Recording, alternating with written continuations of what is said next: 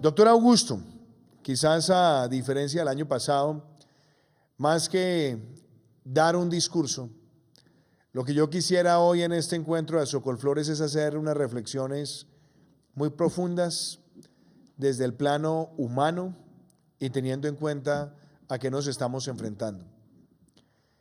Estamos ante quizás el mayor reto que ha vivido la humanidad desde la Segunda Guerra Mundial. Y no me equivoco en decirlo, porque en efecto estamos ante una guerra mundial, una guerra contra un enemigo invisible, una guerra contra un enemigo que nos afecta a todos por igual, un enemigo que además se esparce con velocidad en la sociedad, que cabalga en los defectos de nuestra sociedad, cabalga en la indisciplina, cabalga en la falta de solidaridad, cabalga muchas veces en tratar de hacernos trampa cuando no seguimos las pautas o las normas, cabalga también cuando incumplimos nuestros propios protocolos. Es un virus que ya ha prácticamente llevado a que más de 400,000 personas en todo el planeta pierdan la vida.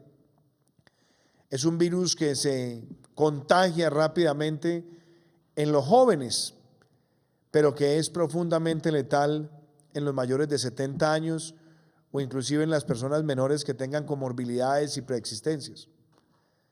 Es un virus para el cual no hay vacuna.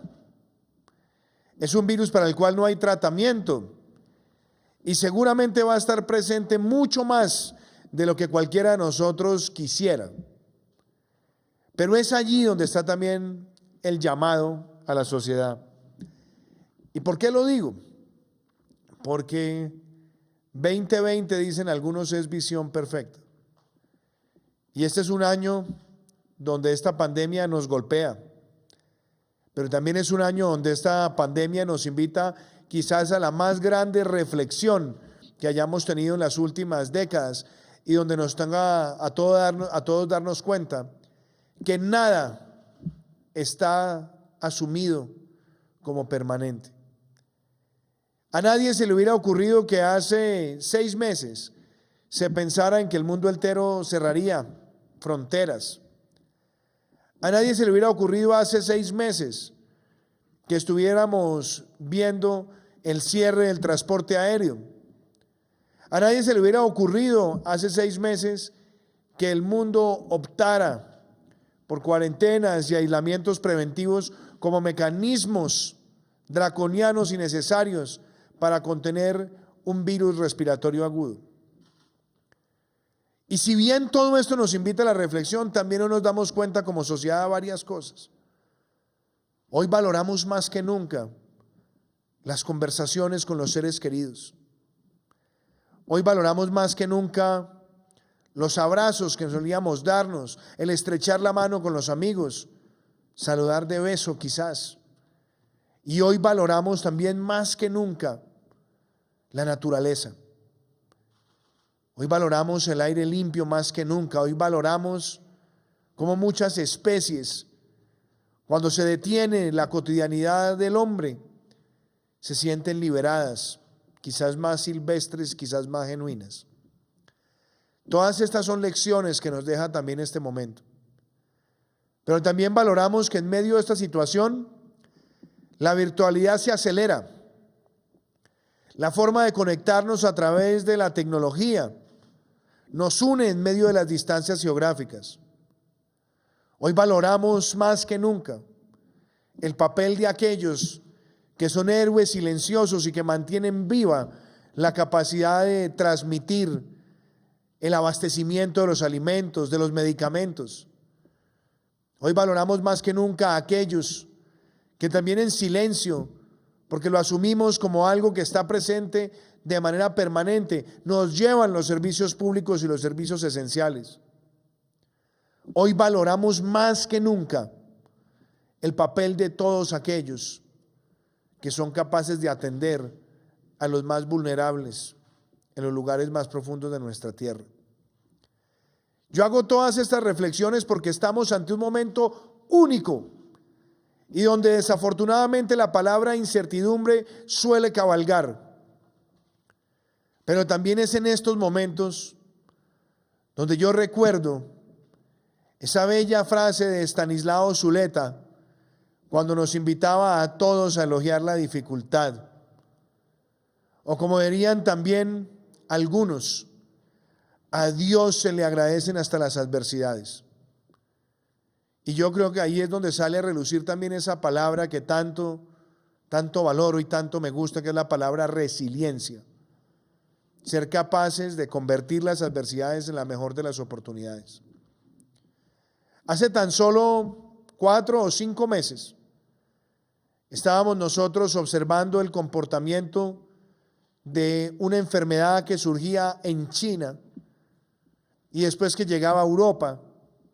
Y nosotros en Colombia, prácticamente desde la primera semana de enero, estábamos monitoreando y decidimos poner en práctica una agenda donde había preparación y prevención, donde logramos que nuestro país tuviera la primera capacidad en América Latina de hacer pruebas de campo para detectar el COVID-19, con unos epidemiólogos de campo del Instituto Nacional de Salud que son héroes, dinámicos, trabajadores, que están enfrentando muchas adversidades y que el año pasado se ganaron un gran reconocimiento por haber enfrentado un brote de sarampión con éxito, siendo nosotros un país libre de sarampión, pero recibiendo desde la frontera con Venezuela esa enfermedad ante un país que no tiene políticas de inmunización de los niños hace 4 o 5 años. Empezamos también a reflexionar sobre los recursos para proveer a la red de laboratorios. Levantamos alertas en la política migratoria, mediciones de temperatura, preguntas a los viajeros. Y fuimos también diseñando un camino para que llegara una fase de mitigación, pero también para que entendiéramos que antes de ella había una fase de contención. Cuando nosotros nos damos cuenta que esta pandemia golpea al mundo y a muchos países que se veían muy sólidos en su salud pública, de manera inmisericordia, empezamos a darnos cuenta no solamente de cómo teníamos que obrar, sino también de valorar lo construido. Colombia es un país que tiene más de 6.300 unidades de cuidado intensivo. Cuando empezó esta pandemia teníamos alrededor de 5.400. Y seguimos en un proceso de expansión. Pero lo que nos dimos cuenta también es que teníamos uno de los países con más unidades de cuidado intensivo por millón de habitantes. Un país como Holanda tiene 1.100. Un país como Perú no llegaba a 1.000. Un país como Chile llegaba un poco más de 1.000. Y nosotros teníamos 5.300 cuando empezó esta situación. Por eso, cuando empezamos a darnos cuenta de cómo crecía esta enfermedad en el mundo, nosotros teníamos claro que a partir del primer caso activaríamos nuestra contención y nuestra mitigación, que lo haríamos gradualmente y que tendríamos que asumir decisiones muy difíciles y dolorosas quizás, sobre todo en el plano económico, pero teníamos que poner la vida y la salud en el centro de la gran conversación de nuestra sociedad. Muchos recordamos aquellas conversaciones con nuestros padres y abuelos en las mesas de nuestras casas, donde muchos decían: mi hijo, lo más importante es tener salud. Uno con salud enfrenta cualquier adversidad. Y nosotros nos dimos cuenta cuando empezaron a crecer los casos en América Latina, que cuando se presentara el primero tendríamos que obrar con gradualidad y con perspectiva y amparados en el conocimiento científico. Nunca en la demagogia, nunca en el populismo. Y darle a la ciudadanía información clara y tratar de hacer una pedagogía efectiva. Pues bien, cuando miramos hacia atrás, hoy nos damos cuenta que nosotros empezamos con medidas como los cierres de frontera, las restricciones aéreas, no bares, no discotecas, no eventos, no multitudes. Sacamos a los niños de los colegios, a los jóvenes de las universidades, a los más pequeñitos de los jardines. Le pedimos a los mayores de 70 años que entraran en aislamiento preventivo obligatorio aún antes de que eleváramos la medida a nivel nacional. Y desde el momento en el que tomamos esa decisión, teníamos claro que así como llegábamos a ese momento, también teníamos que tener una agenda clara de cómo se iba recuperando la vida productiva, para que esa vida productiva mantuviera vivo un aparato de desarrollo que es necesario para nuestro país. También fuimos muy claros en que no podíamos caer en el falso dilema que le encanta elevar a muchos populistas entre salud y desarrollo económico y desarrollo social. Y hago un énfasis especial en eso, porque sin salud no hay desarrollo, pero sin desarrollo no es sostenible ningún sistema de salud. Por eso no hay dilema. Y por eso nosotros fijamos desde el 24 de marzo hacia el 13 de abril un aislamiento preventivo obligatorio que mantuvo activo una parte sustancial del aparato productivo y la cadena de abastecimiento. Y después del 13 al 27 de abril dimos un paso adicional de recuperación de vida productiva, donde entraron las obras civiles y donde también empezaron la reconversión industrial para producir en función del COVID-19. Y después dimos otro paso importante del 27 de abril al 11 de mayo, donde entraron los sectores manufactureros y la construcción. Y del 11 de mayo al 31 de mayo empezamos a habilitar otras capacidades de comercio, otras capacidades de industria y también oportunidades de comercio al por menor, como las librerías, las papelerías, las lavanderías. Y después orientamos el país a seguir recuperando vida productiva en una gradualidad que va del 1 de junio hasta finales de este mes. Y seguimos avanzando en esa gradualidad. Algunos dicen que todos se vuelven generales después de la guerra y que después de tomadas las decisiones aparecen las voces de los analistas, los intérpretes y aquellos que buscan tener una evaluación de las decisiones. Yo no creo que en esto exista un manual, ni existan tampoco instrucciones para el éxito, porque aquí no estamos ante una competencia entre países. Pero lo que sí es importante es evaluar las decisiones a hoy, las que se tomaron en momentos muy difíciles y las que se siguen tomando para ir recuperando vida productiva ahora con una mayor conciencia de protección social, de protección individual y colectiva. Y hoy, doctor Augusto y doctor Carlos Manuel, a la fecha en la que nos encontramos, en los albores de junio, nosotros nos podemos comparar y darnos cuenta que el número de muertes de Colombia por millón de habitantes es bastante inferior al de muchos países desarrollados y mucho inferior y muy inferior al de muchos países de la región. Hoy podemos valorar que el número de contagios por millón que tiene Colombia es bastante menor al de muchos países de la región y del mundo que habían alcanzado altos niveles de desarrollo. Hoy nos damos cuenta que tenemos una positividad que está por debajo del 10%, que ya tenemos el 40% de recuperados, que la tasa de letalidad es una tasa baja en comparación con otros países.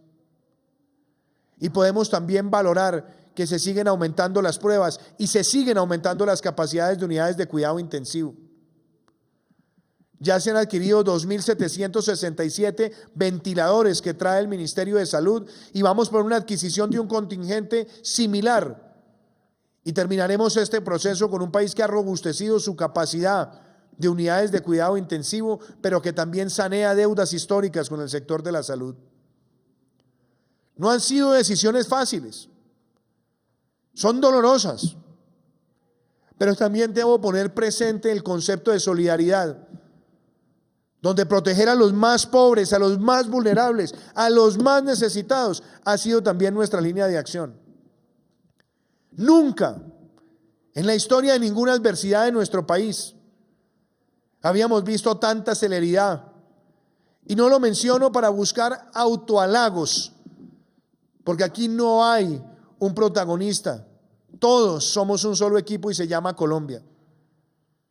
Y hoy podemos ver que un programa como Ingreso Solidario se gesta en un periodo de 30 días para llegarle a 3 millones de colombianos que nunca habían tenido acceso a un subsidio del Estado. Pusimos en marcha la devolución del IVA a 1 millón de familias vulnerables. Dimos giros adicionales durante varios meses a las familias en acción, llegando a 2.7 millones de familias. Dimos giro adicional a cerca de 276,000 jóvenes en acción. Pusimos en marcha también 3 giros adicionales para el programa Colombia Mayor, que llega a 1.7 millones de mayores adultos, logrando cobertura universal de los mayores de 70 años en condición de vulnerabilidad. Logramos que los refuerzos nutricionales del Instituto Colombiano de Bienestar Familiar ya tengan 2 entregas a más de 1.7 millones de familias, y que el PAE en casa llegara a más de 4 millones de hogares de nuestro país. Pero eso no es todo. Y seguramente todos tendremos mucho que aprender. Pero logramos diseñar un programa de garantías del 90% sobre los créditos para la protección de nóminas. Y algo también muy diciente: subsidiar por primera vez en la historia de este país el 40% de un salario mínimo legal para los trabajadores formales de aquellas empresas que hayan visto afectada su facturación 20% o más por 4 meses. Personas que reciben por primera vez esa ayuda, y empresas que protegen sus empleos, 350,000 pesos mensuales durante 4 meses. Pero adicionalmente, poner en marcha también el subsidio de la mitad de la prima del mes de junio. No hay precedentes en la historia de nuestro país de una respuesta social de esa naturaleza. Como tampoco hay precedentes en lograr que en un periodo de 90 días se expidan casi 100 decretos o más para atender esas dificultades, para atender una situación excepcional. Y lo hacemos con una comunicación directa al ciudadano, donde no se busca jamás la demagogia ni el camino fácil, sino que nosotros buscamos informar con expertos, con los testimonios desde lo local, institucionales, porque aquí se trata de salir adelante.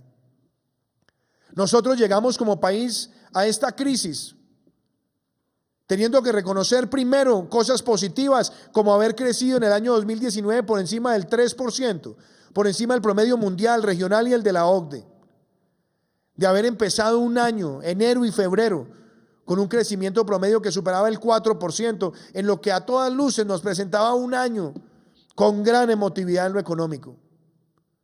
Y nos encontramos con la pandemia. Pero aún en el mes de marzo, que tan duro golpeó al mundo, nuestra economía creció el 1.1%, comparado con el mundo por encima del promedio, comparado con América Latina por encima del promedio, comparado con la OCDE por encima del promedio.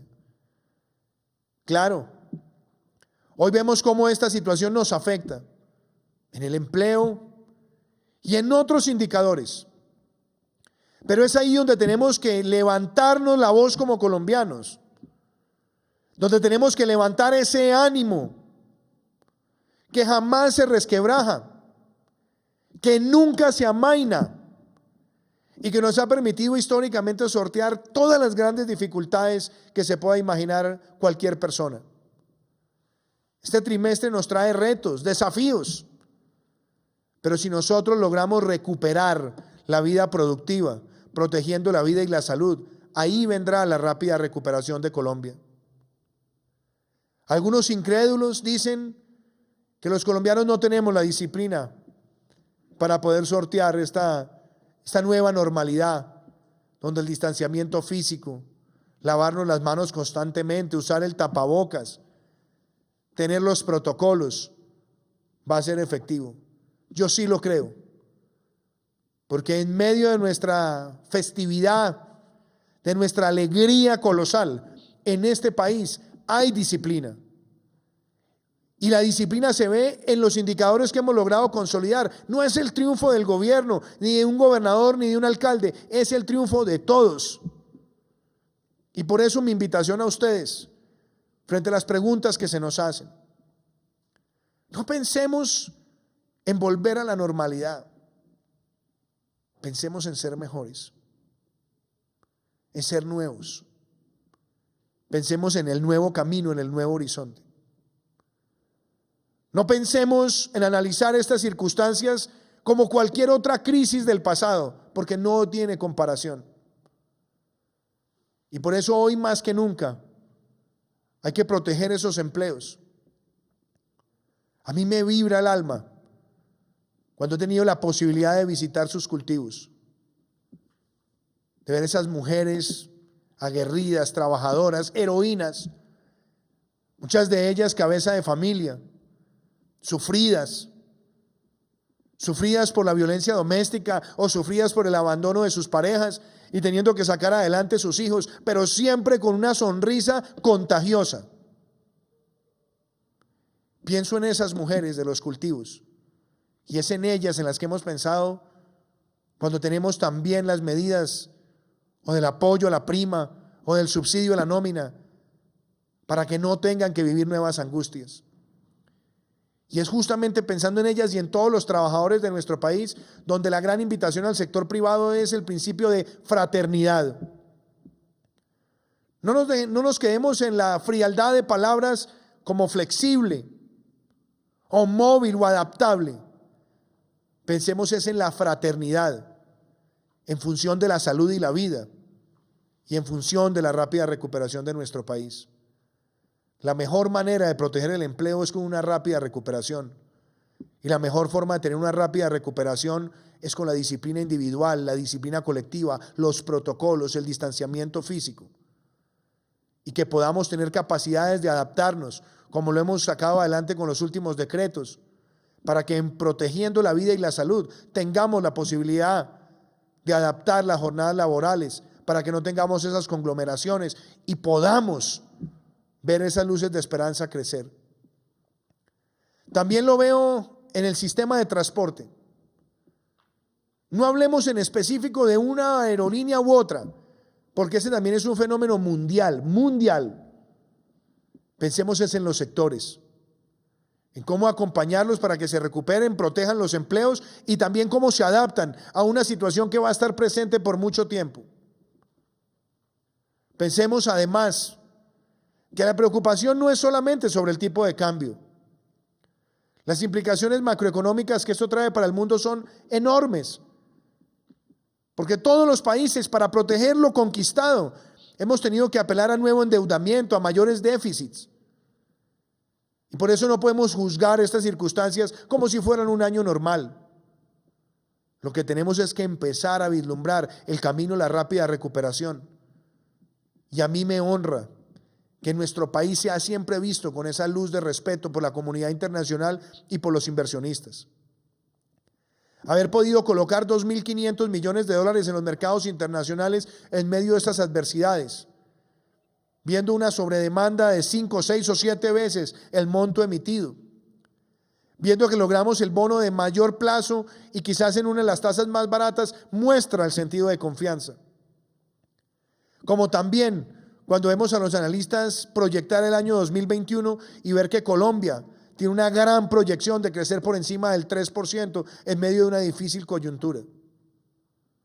Nosotros, como Estado, no estamos haciendo una escogencia puntual entre una u otra empresa, sino tener marcos sólidos y creíbles para ayudar a transitar los momentos de dificultad, sobre todo con quienes han tenido la mayor complejidad de ser de pronto los primeros en cerrar y los últimos en abrir. Aquí hay sensibilidad y hay voluntad de buscar soluciones. Y yo creo que el sector de ustedes es inspirador, doctor Augusto. Hace unos meses estaba con ustedes en Corferias, viendo una feria maravillosa, donde le mostrábamos al mundo el esplendor de nuestros cultivos, la capacidad de encontrar nuevas especies. Y de ahí salió por primera vez entre el gobierno y el gremio una idea, una visión 2030. No la discusión tradicional del corto plazo, si el tipo de cambio subía o bajaba, si había una oportunidad aquí o allá, sino tener una estrategia coordinada, sector público, sector privado, pero llevando en el corazón a esos trabajadores. Por eso me ilusiona a mí que avancemos en la apertura del mercado del Japón. Pero también me ilusiona a mí lo que tantas veces hemos hablado, y es poder superar las exportaciones de nuestros vecinos a la República Popular China, de diseñar nuevas variedades, de seguir conquistando el mercado norteamericano. Y a mí me complace que en medio de estas circunstancias que son tristes, dolorosas para tantas familias, en los que han sido nuestros mercados objetivo para las exportaciones de flores, aún en la adversidad, se han logrado ver los recursos para que haya una flor colombiana siendo alegría, siendo testimonio en un hogar que quiere tener a la naturaleza presente. Por eso a mí me motiva hoy más que nunca que estemos realizando este encuentro con la idea de que el Plan 2030 se mantiene, lo aceleraremos y lo convertiremos en una estrategia vigorosa y con resultados. Y me alegra ese reconocimiento que usted le hace a los ministerios, a los funcionarios, porque aquí está trabajando el ICA en diplomacia sanitaria, el INVIMA en diplomacia sanitaria. Aquí está el Ministerio de Agricultura buscando nuevos programas de crédito para micro, pequeños, medianos y grandes productores. Aquí está el Ministerio de Comercio, Industria y Turismo abriendo mercados y facilitándonos a nosotros llegar a donde tiene que llegar el producto de nuestro país. Esos son mis mensajes, doctor Augusto. Mis mensajes son siempre de optimismo, porque nunca lo he perdido. Porque aún en los momentos más difíciles, cuando empezó esta pandemia, y donde me encontraba de pronto muchas veces en la soledad, haciendo mis oraciones y pidiéndole a Dios por Colombia, siempre he tenido claro que este país lo ha sacado adelante el patriotismo y nunca el egoísmo. Que este país lo que lo saca adelante son las ganas y la pujanza, y no las peleas, no las rencillas que tanto daño nos hacen. Aquí no hay espacio para ninguna pelea pequeña. Aquí no hay espacio para la politiquería ni para la demagogia. Aquí no podemos perder el norte, que estamos enfrentando una pandemia y que la enfrentamos con un sentido de equipo, que los triunfos son de todos y que Colombia va a salir adelante. Yo les hablo a ustedes acá desde el corazón, porque sé los momentos difíciles que muchos han vivido y sé que no es el único momento difícil que han vivido en las últimas décadas.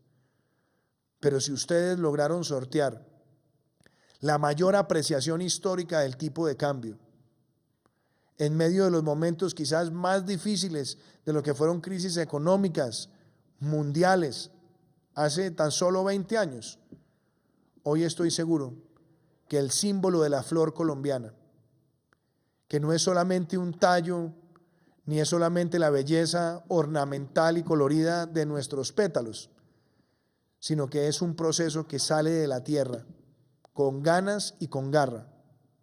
El símbolo de la flor colombiana es el símbolo de la esperanza y de nuestra recuperación. Por eso cuenten conmigo, cuenten con este gobierno y sacaremos adelante esta Agenda 2030. Muchísimas gracias.